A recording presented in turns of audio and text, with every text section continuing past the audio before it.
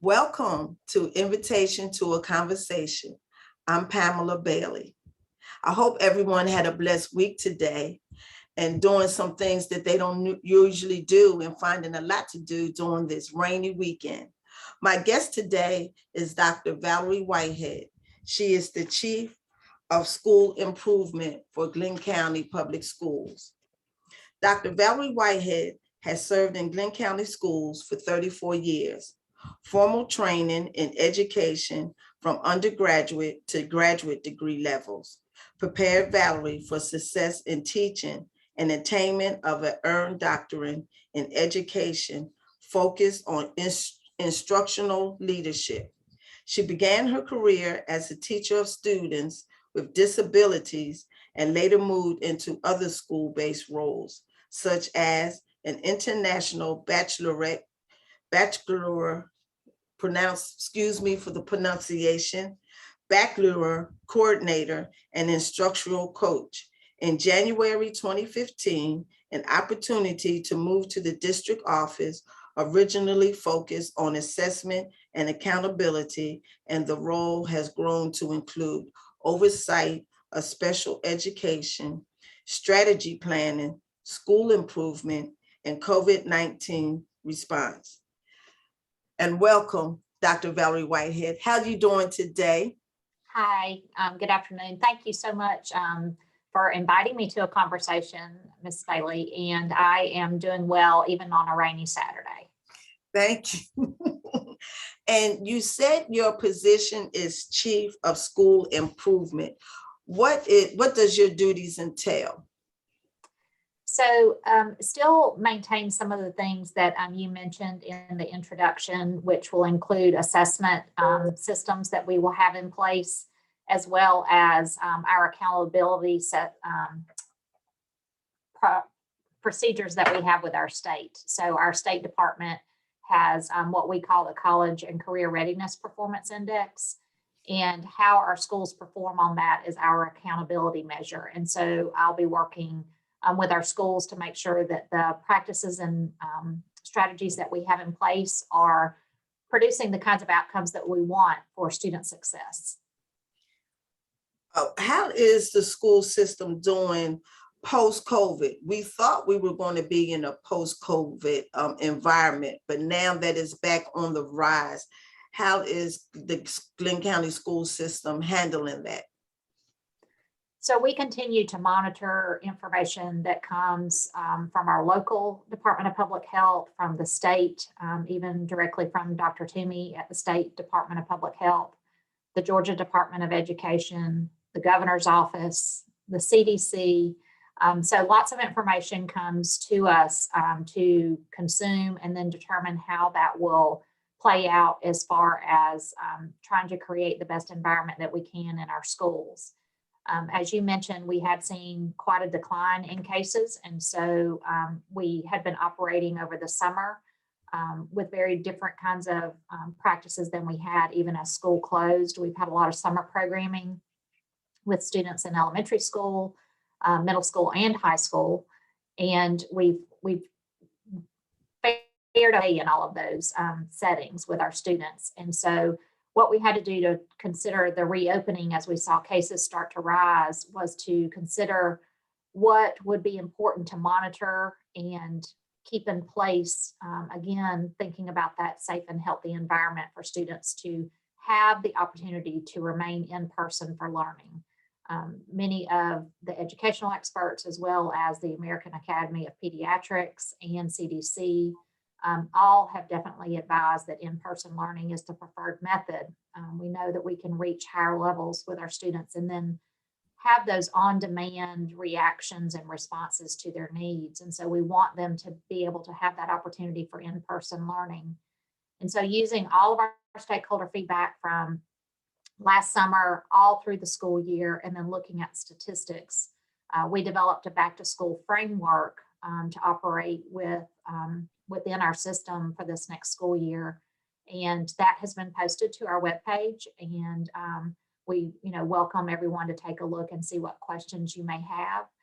But that framework allows us to determine what types of restrictions or relaxations can occur at individual school sites based on the number of positive COVID cases within each of those sites. It's in the news that the governor is not really saying whether he's on board for mandating masks, or whether it will be up to the individual schools.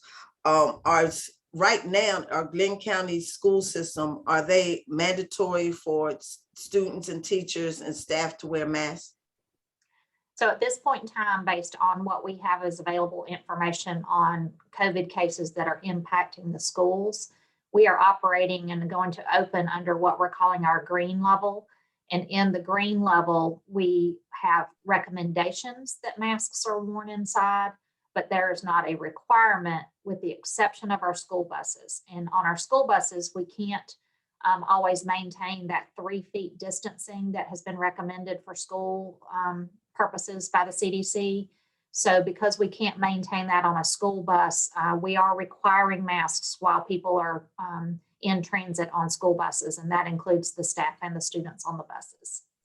Has all the PPE equipment been retained since we had a downslide in COVID cases and now they're coming back up? So all the equipment that we obtained during COVID, y'all still have those same equipment in place for students and staff and teachers? Yes, that's a great question. We have held on to those things. There are definitely some things that we learned through our experiences this past year that we want to hold on to moving forward. We think they will benefit us in a variety of ways. We still have the hand sanitizing stations available throughout our buildings. We still have access to the masks. And those, as long as our supplies can hold, we will be providing those to students as they need them getting on the bus each day. But we definitely realized that there wasn't a need, even though the numbers had gone down, we didn't just get rid of everything and decide that we don't need that anymore. We did hold on to it. So we do still have stocks of those items, and we have people that help us maintain our inventories locally. And so they are keeping an eye on it to make sure that we continue to refurbish and replenish those materials and supplies as needed. How has the curriculum changed since COVID? Some subjects, based on how they're taught, are demands for in-person schooling. And so since we went both virtually and in school, has the curriculum changed? So our curriculum per se, hasn't changed a lot. We still work off the Georgia Standards of Excellence, but along the lines that you just mentioned, we do know that we have some additional materials coming for courses like our Advanced Placement Biology course, which now that content specifically addresses COVID-19 in that content material. So we're including that information where it is appropriate for sure. And then with our middle school students that are remaining virtual for this school year or opting for virtual this school year, they will be using the Edgenuity platform that we used spring semester last year. And that is a software program that provides instruction related to the Georgia Standards of Excellence, but it's a different set of resources than would be used in the classroom. By having COVID, it changed the whole way of learning into a different direction. So and you mentioned virtual learning. So virtual learning will be continued this school season. Is it just for particular school levels, or will it be for first grade on up to high school? So we are starting the year with grades 6 through 12 in Glynn Virtual Academy. That is an option offered through the Glynn County school system. The application window was open for that, in the spring, and remained open for parents to take that opportunity to apply. Considerations are made when those applications are submitted to make sure that we are making a decision that is in the best interest of the student, as far as that being a viable learning environment for them. And so again, that will be offered for grades 6 through 12 using that Edgenuity platform. I think it would be premature to say that will be a permanent learning option for us, because we will continue to monitor that effectiveness to make sure that, again, that the students that are participating are meeting with success and meeting, the rigor levels that we would expect students to have as mastery for the state standards, and just learning, how to deal with things and be students. We don't want to lose sight of that. And so Dr. Turcoya Green is our assistant superintendent for 6 through 12, and she will closely monitor how that rollout occurs this year to help inform decisions moving forward.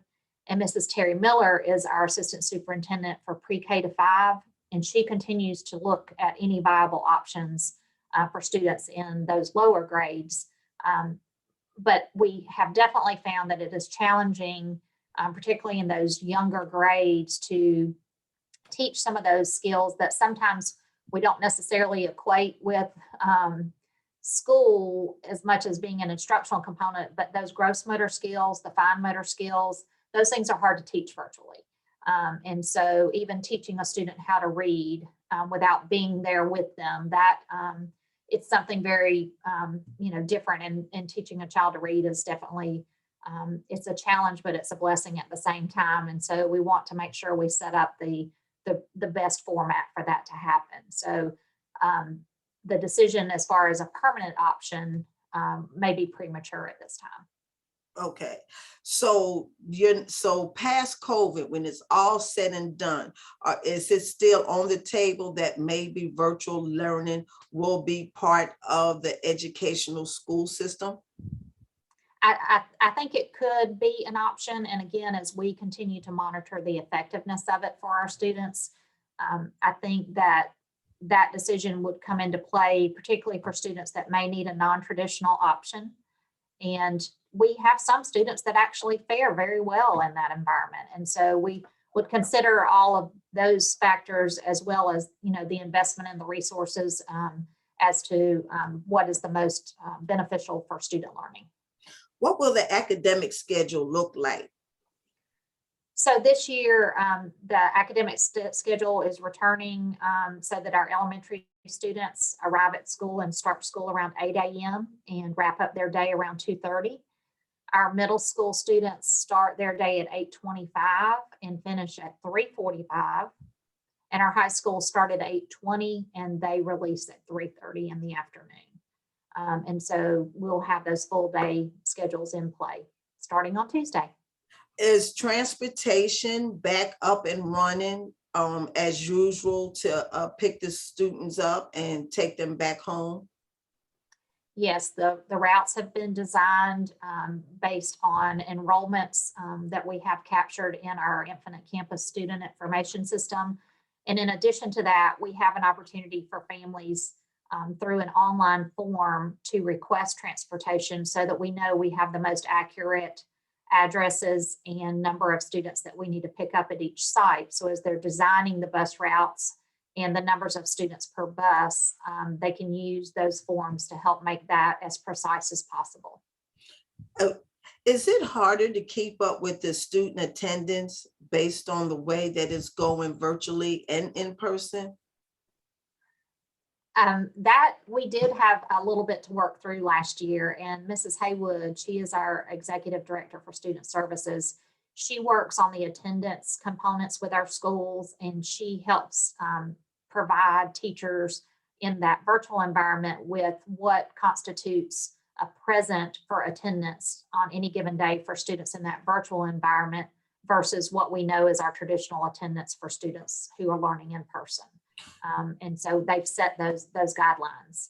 So I know before, if a student didn't attend school or were missing school so many days or being late, that there used to be a phone call. Is that still being done?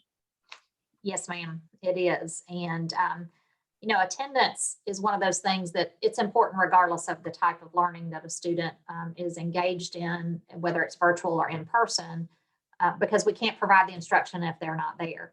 And we also, several times a year, Mrs. Haywood coordinates a meeting with Judge Audrey Chapman, who serves as an interim judge for juvenile court, as part of a judicial circuit meeting that we have related to attendance and climate. And we meet to talk about strategies for making sure students are attending and learning as our whole community would need them to be. And so they coordinate those sessions. We had one just a couple of weeks ago, and brought everybody up to speed on the types of learning and what we are establishing as criteria for attendance. And even within the world that we live in with COVID right now, what would still be expected attendance versus moving into a truant category for attendance. So have credits changed in a different direction based on what they would need to graduate, or is it still on the same scoring level? Right. So yes, our credits and the credits needed for graduation have not changed. And we do have opportunities under our instructional framework here, especially in the high schools, for block courses combined with those year-long courses that students have.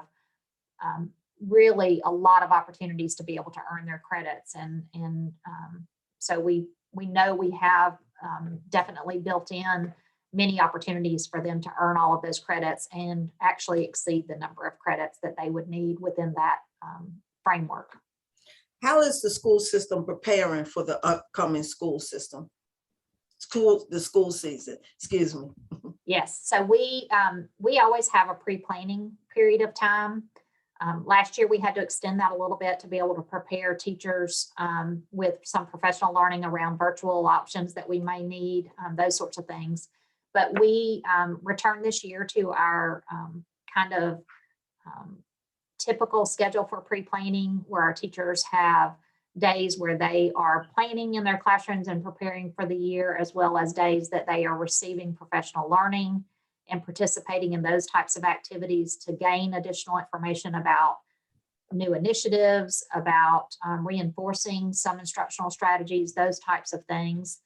And we even had an opportunity this year to bring in any of our brand new staff and teachers into some learning that occurred the last few weeks of July to prepare those staff members for joining our staff. And so that was a little bit new for us and an exciting opportunity this year.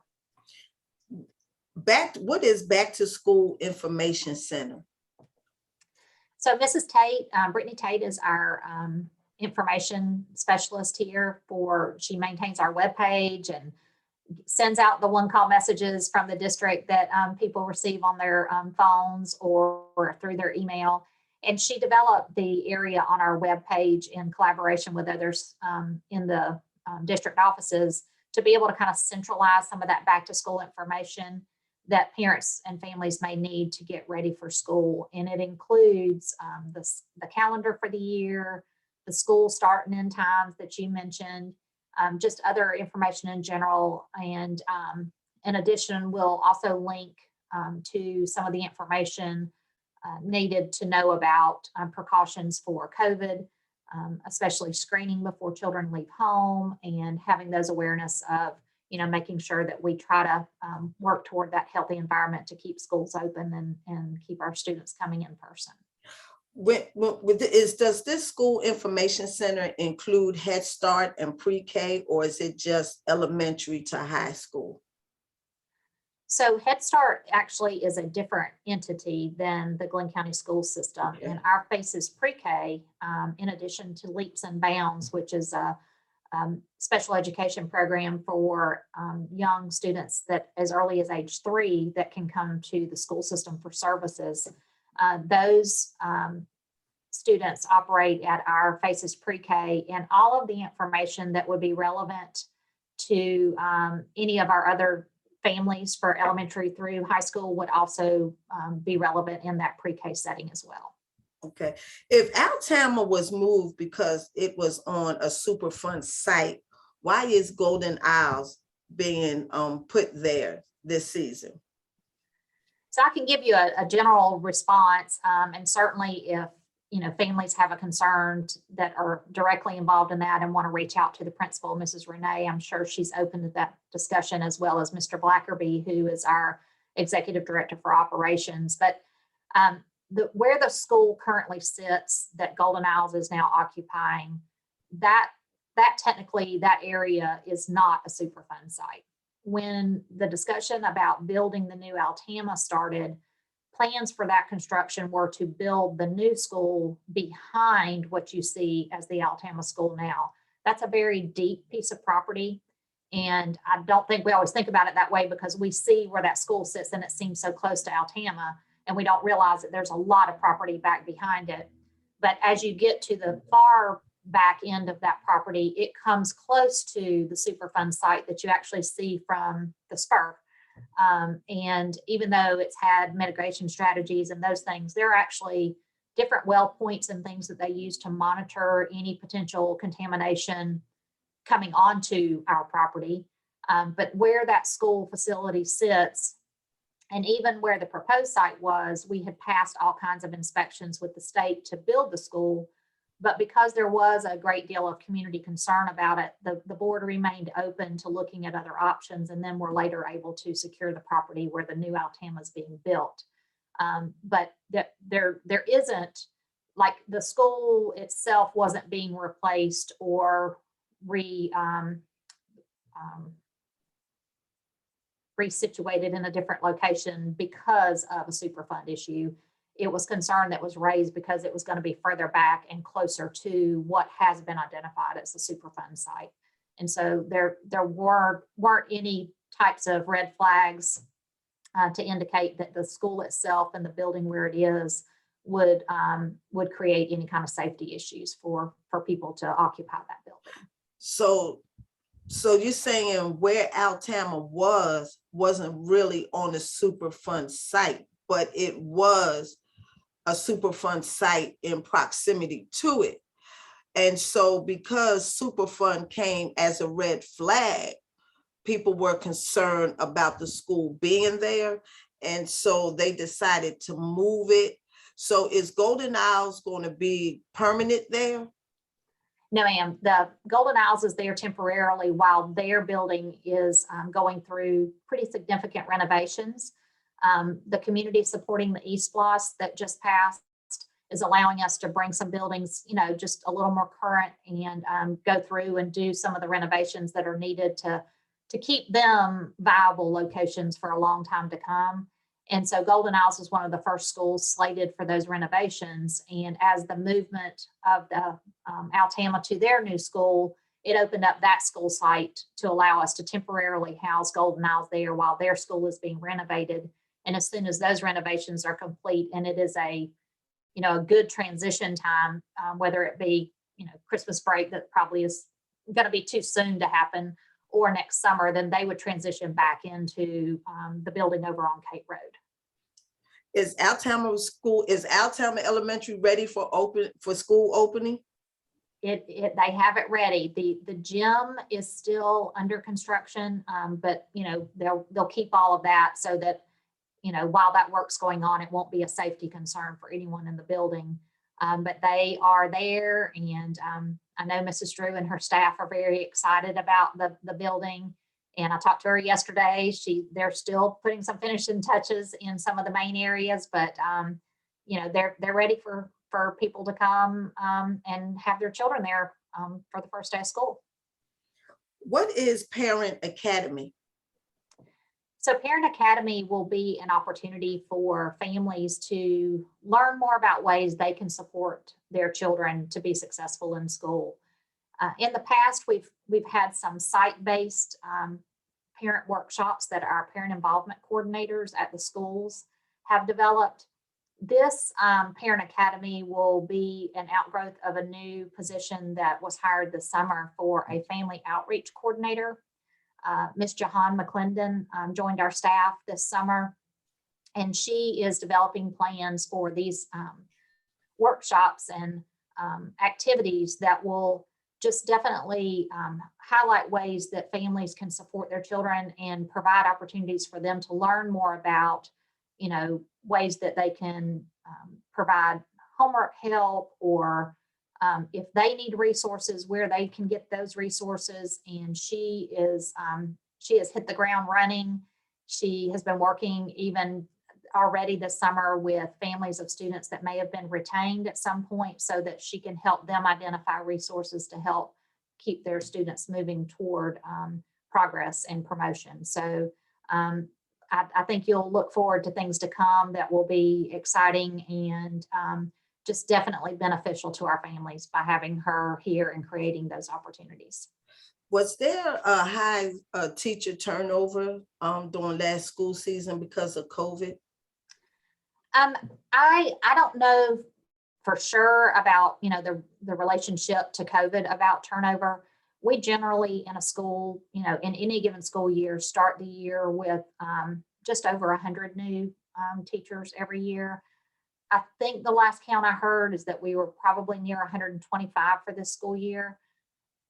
Keeping in mind that we added positions for this school year based on enrollments and course offerings. And so Mrs. Michelle Seals is our Executive Director for Human Resources.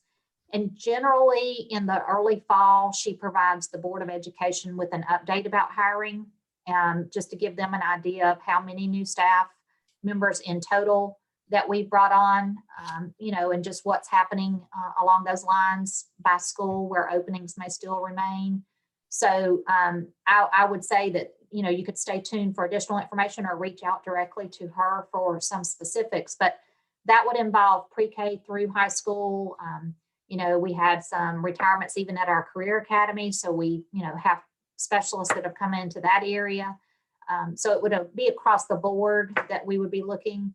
I do know that we do still have some openings, and in addition to teaching staff, we definitely have openings and needs for people who would be interested in working as paraprofessionals in our classrooms. And so if any of your audience members are interested in that, I would definitely encourage them to take a look at what we have available on our webpage. I saw a thing where they said that the school system is doing free breakfast and lunch for the students. Is this because of COVID, or is this a new thing that the Glynn County school system is doing for the students and parents? We look at it as an option that we think will probably continue. It was actually a federal decision that trickled down to us.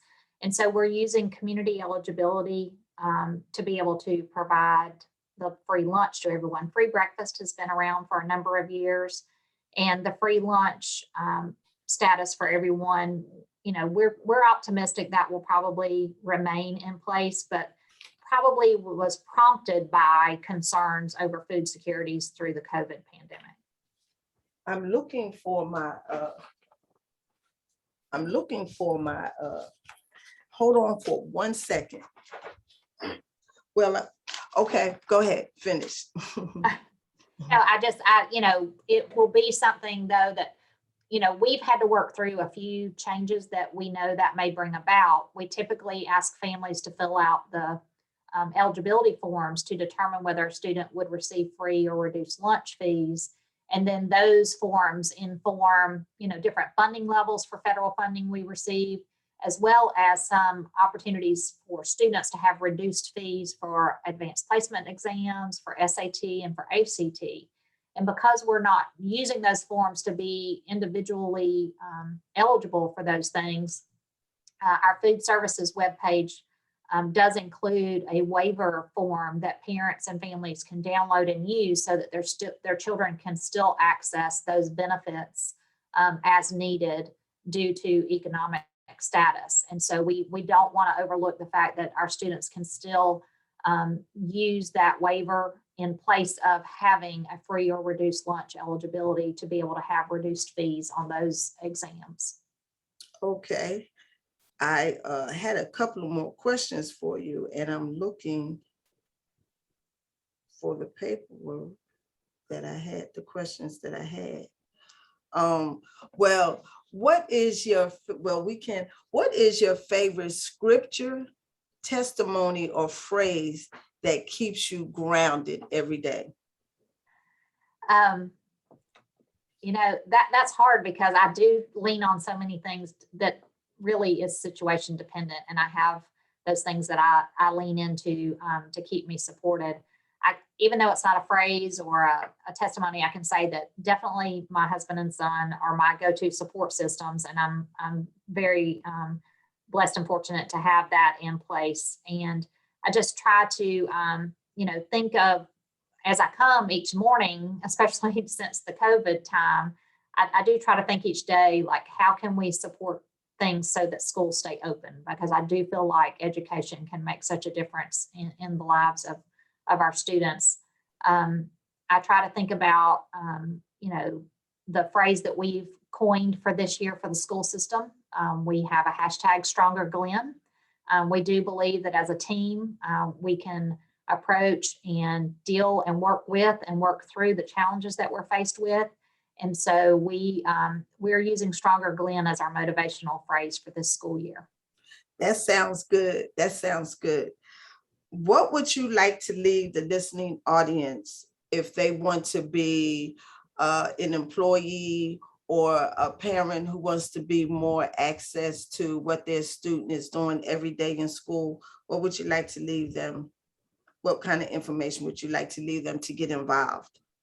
Yes, without a doubt, the community's interest and engagement in the development of our students is valuable in one sense to those students that they become involved with, but as a whole, it increases the value of our entire community. And so we definitely encourage people to find ways to be involved.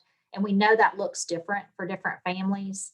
But I think, you know, not hesitating to let us know about, you know, your questions, your concerns, and letting us figure out a common approach to how we can solve it. Because again, we need to team with our families to help support children. And, you know, we especially know that through this time, the virus has impacted people differently as a virus itself. It you know, what it does in one person's body is different what it does to another person. But we also know that different people have had varying levels of experience with the virus, and some have had mild illness and some have had great loss. And so we want to remain, you know, aware of those things and help work through those things with our families. And so please don't hesitate to let us know, you know, how we can support you and your families through that.